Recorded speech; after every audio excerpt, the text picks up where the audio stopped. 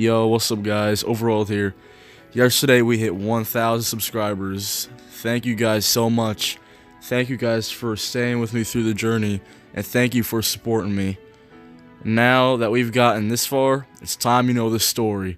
The story of how I became a Baytuber, and it's just a story of my Beyblade journey in general, actually.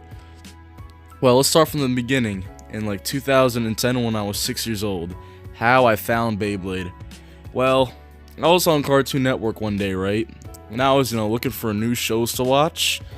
And this was like early in the morning, and I stumbled upon Beyblade Season 1, Episode 1. Never seen Beyblade before. I was like, what is that? Because like I was a very curious child. Like I wanted to see new things, and I clicked on it, and surprisingly, it would start from the beginning too. I was like, all right, we'll watch this from the beginning. And, as the episode progressed, we see Kenta, we see how he's doing pretty good. And then we see, Kenta getting bullied by the bigger kids, right? And then Jenga swoops in and saves him. I'm like, wow, that was cool. And, like, I started to like the show, man. And then in episode 2, we were introduced to Kiyoya, and, like, I just loved the rivalry. And I really started to like the show then. I really liked the show, man. I called my grandma to get me Beyblades, and it was just great. But let's skip forward to like the middle of Metal Fusion, where I finally met Ryuga's first appearance. It was Ryuga versus Jenga at the Dark Nebula. You see, when I was a kid, I was under the impression that Jenga could never lose. I was like, Jenga won't lose, he's too strong! Well guys, that was soon later to be discontinued as Jenga got smashed by Ryuga. It was a devastating loss for him. I was like, wow, El Drago was so cool. I must get that bay. Next day, you know what I did? I hit up my grandma. I was like, hey, yo, you gonna buy me this El Drago? And she said yes.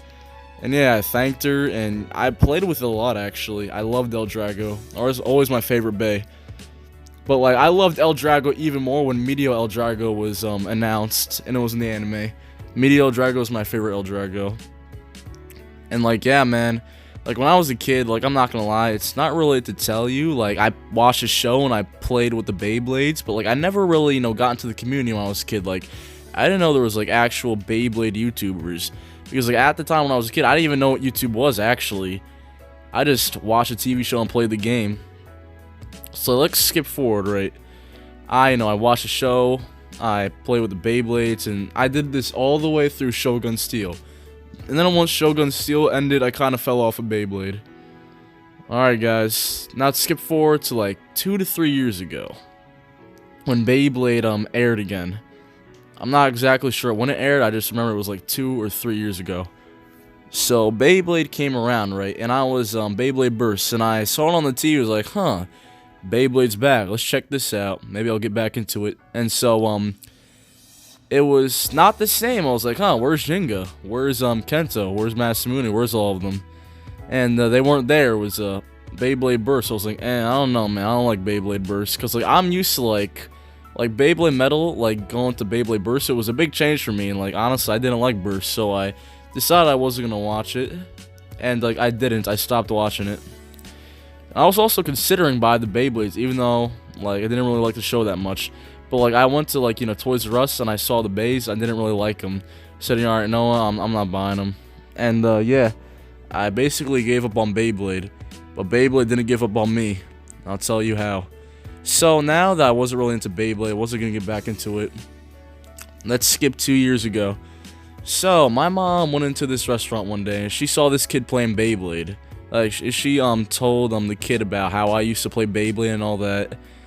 And surprisingly, this restaurant was like actually very close to my martial arts school. So this kid actually, my mom told me that. The next day he came over and he said hi to me, and yeah, he told me about Beyblade, about like the new Beyblade Burst and all that. He showed me the new base. I was like, I don't know, Eric, I don't really like the new base. Not really my style. But then he showed me something that would change my opinion of Beyblade Burst forever. He showed me Drain Fafnir. Now, if you didn't know, Meteor Drago is my favorite bay. I think I already said that.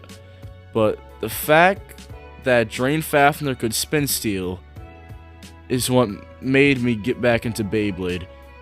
I'm telling you, if it wasn't for Drain Fafnir, I probably wouldn't be here right now. Like Drain Fafnir, like the correlation between Meteor Drago and how it could spin steel just made me buy it instantly, man. And as soon as I bought it, I bought some of the other burst bays as well, and I love playing it. I had so much fun. I had a lot of nostalgia too. It was great, man. I still remember the day I bought Drain Fafnir and my other Beyblade burst bays. So, you know what I did? I kept buying them and buying them. I bought, all the, regular bays. I tried to buy all of them. I got most of them, but I don't have all of them. And I bought, like, all the God bays, man. And, like, I had a lot of fun playing it. Like, at this time, though, like, I finally found out about Baytubers and YouTube. And I was like, huh. So I thought to myself, you know what? I should try to be, I should try this since I get all the bays. And I did. So, around 2017 in December, I made my first video. Nightmare Longnid versus Legend Spriggan. And yes, this is the background of this video because I'm basically reincarnating my first video, making it better for my 1K special. And, I had a lot of fun making that video, I'm not gonna lie. It wasn't a good video, it wasn't good quality, but like I still had fun making the video. After that, I didn't actually have any motivation to make any other videos for Beyblade, so I just stopped. But let's fast forward a little bit to when the Baytuber Brawl was announced. So, my friend told me the Baytuber Brawl was announced, and he said that all the Baytubers were gonna be there. I was like, ooh, that sounds pretty cool, I think I want to go. And I did end up going, but here's the problem. How was I going to get there? Because my dad wasn't going to get there because it was too far away. So, like, since my parents wouldn't take me, I asked Eric, my friend, and he said, yeah, you can come. My brother's going to take me, and you can come with us. And I said, ooh, okay. So, we went to New York, had a lot of fun there, and skip to the day, I went to the Baytour Brawl. So, I got to the Baytour Brawl, right? And there was a lot of people, guys. And keep in mind, this is my first WBO tournament. The Baytuber Brawl, man. And I was like, wow, there's a lot of people here. I don't think I've ever been in a room this crowded before. Well, besides the airport. But, like, not in, like, just a regular place. I was like, wow, this is amazing. Like, you can barely walk in the Baytuber Brawl. Like, there was, like, no windows. It was hot in there, but, like, I still had fun. So, like, got to the Baytuber Brawl, and I saw, like, all the Baytubers and all that. I saw everybody gravitate towards them. Like, everybody was getting their signature sign. It was crazy. I was like, wow, this is awesome. And I thought to myself at that point, wow, I want to be a part of something like this one day. I want to be one of them. I want to be one of those guys that people look up to, people want to be, and people, want to meet. And, like, yeah, man, that sparked the flare of me wanting to be a Baytuber. And also, the Baytuber Brawl also sparked the flare of me getting into competitive Beyblade as well. It's basically a 2-for-1. And yeah, man, I swore on that day that I would get big, man. I swore on that day that I would never give up. So, the Baytuber Brawl ended. I got to talk to some of the Baytubers. It was awesome. And yeah, I got home. And yeah, the first thing I did, I made a video, man. I started my YouTube channel again. My video that I made when I came home was Hell Salamander versus Z Achilles. And I had a lot of fun making this video as well, man.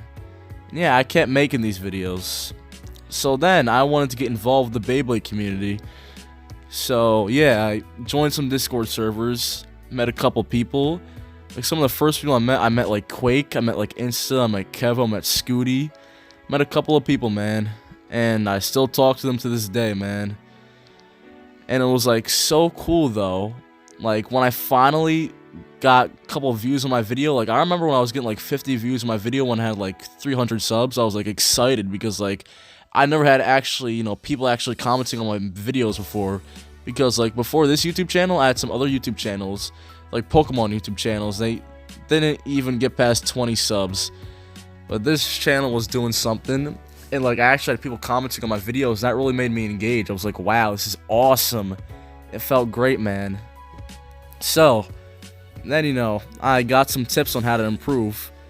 Mainly, Kevo helped me with this. He told me that, I needed, a lighting kit, a better phone, and, a Takar Tomy Stadium, and a better background and all that.